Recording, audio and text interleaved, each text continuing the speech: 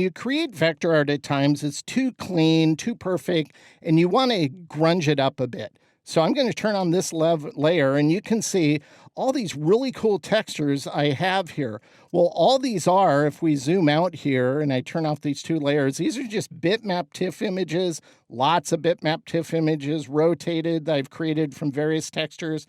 But we can't give this file to a screen printer, so I want to clean it up. I'll select all of these. I'll go to Object. I'll go to Rasterize.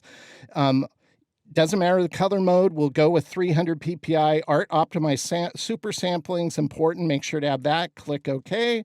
And what this is going to do is turn it into one embedded image. Then I can simply go here to Image Trace, select this, select Ignore White, and we're going to trace this as tight as possible. Move that all the way to left, all the way to right.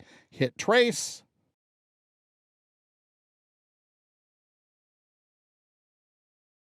And then we're going to hit Expand.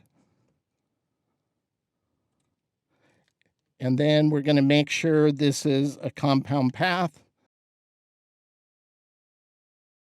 Then we'll go back here.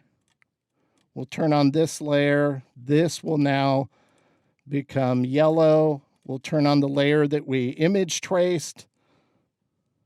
I'll select both.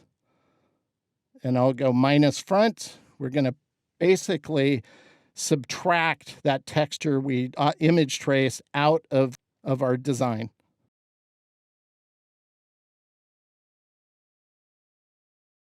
And then if we color it white, you can see how nice that looks.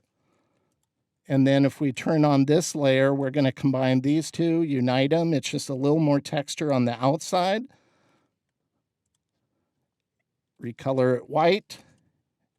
And our design is done. Look how cool that looks. And it's going to work great for screen printing. Wow. I don't even know what to say. Vaughn yet again blowing us away with how to integrate raster techniques into Adobe Illustrator so that he can then vectorize and distress what is seemingly very clean artwork into something that looks much more organic.